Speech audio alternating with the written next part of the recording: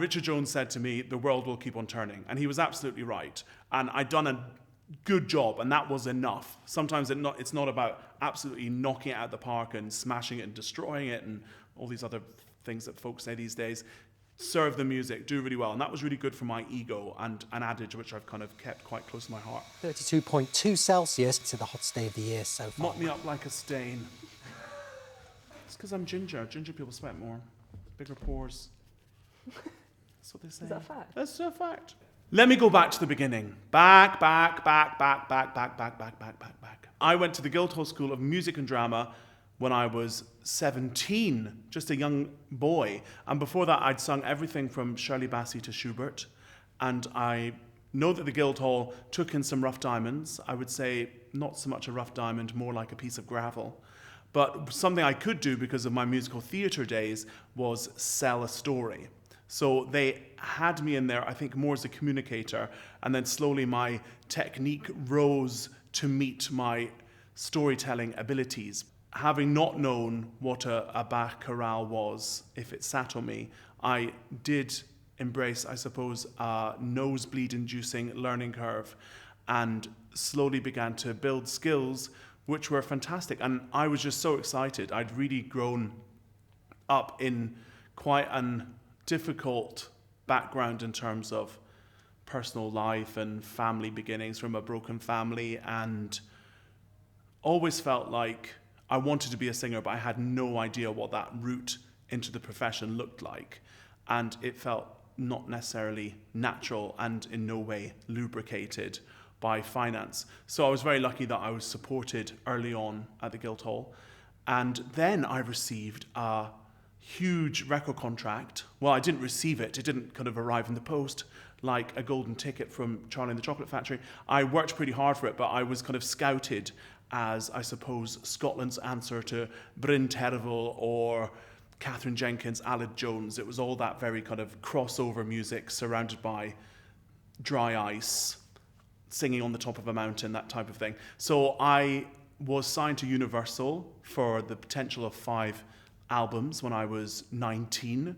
And that, to me, I thought, I've made it. How fantastic. This is very exciting. I was sat on Lorraine Kelly's sofa, which was a comfortable place to be. And I went on tour with Shirley Bassey as her original tour support. So if you could imagine that, certainly helped my kudos as a homosexual. I didn't really have the vocal skills to be able to be completely legitimate. And I think even then, I had this grain, I suppose, like very firm line of integrity in me. So I was suggesting all of this really lovely arty French song and Schubert for my album, and they wanted me to sing My Heart Will Go On in Italian. So it wasn't quite the same in terms of what I wanted to achieve. So I gave it up, this big, they called it £1 million record contract at the time. Never got the £1 million. Don't know where it's gone. But it did mean that I was able to support my family a bit at that point. And I bought a Nissan Micra in the days where I could fit in a Nissan Micra.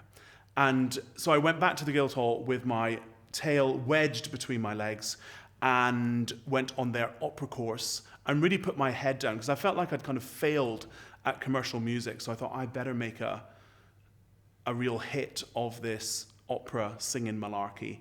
And so I really worked on my technique with my then teacher and now teacher, John Evans at the Guildhall, and then came into the National Opera Studio, which was really exciting. It was very much, and still is, the finishing school of young opera singers. I really enjoyed the challenge. I sang lots of Britten and Handel and Mozart, which was very much my type of fac at that point. And as soon as I left here, I was already booked to do my first lead role in a new contemporary opera at the English National Opera called Two Boys by a fantastic composer called Nico Muhly, all about this real-life crime drama. And I was playing this young 16-year-old boy, which was slightly stretching my playing age, but it's amazing what you can do with a pair of Spanx. I've always really dug into source material because this was a true story about a guy who created all these different personas. I think they call it catfishing now. And in order to titillate himself, and also he incited his own attempted murder. So there was all this source material from the Manchester police which I could look at online, and so I did all of this research. But it was just so exciting to work with a composer who was very much alive, and that was just such a great launch into the profession. I'm bored of my own voice. And then, anybody else? As a British tenor, we are brought up on the daily diet of Benjamin Britten, and I think ever since I was at the National Opera Studio and earlier I was singing Britten's song and enjoying some baby Britten parts like the Rape of Lucretia, male chorus, and fantastic quint in Turn of the Screw, and then laterally a bit more Billy Budd, and he's just kind of followed me around like a kind of interesting little dog, really. But top of the list was always, of course, Peter Grimes. What makes Peter Grimes exciting for me is the community aspect of it. Again, the fact that you've got this incredible chorus. I think the community is the main protagonist in the piece, and then this outsider figure of Peter Grimes. The interplay between the characters is so interesting, and the fact that they rely on the sea, which is so temperamental, and the music, I think it really is one of the best operas written in the last century. And in my mother tongue as well, I've got all of these fantastic earworms of wonderful singers who I love, like Philip Langridge and Tony Rolfe Johnson, and latterly somebody gorgeous like Annan Clayton. And for every tenor, it feels like a bit of an arrival moment to be able to sing Peter Grimes. So it's something I've taken very seriously and really enjoyed the experience.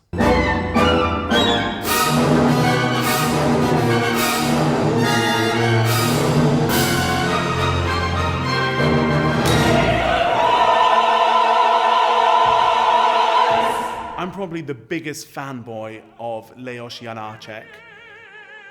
He manages to find humanity in all of his music.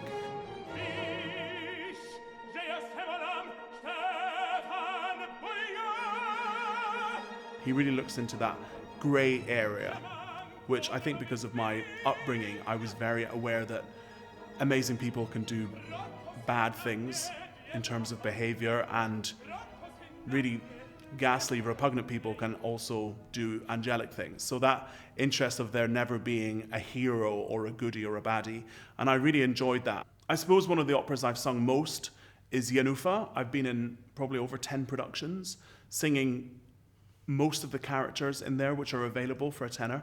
I think it's the perfect first opera for somebody to see, because it is as if you are watching a television program. I think having grown up in quite a small rural setting with most people knowing your business in a glorious way, that lovely close-knit but also a pressure cooker situation, it just felt so approachable for me as a singing actor, I guess. And the music is just so heartbreaking. When everything has all gone down and we all know where the bodies are buried and everybody's absolutely fallible and horrendous, and there's a face slashing that happens as well earlier on in the scene, spoiler alert.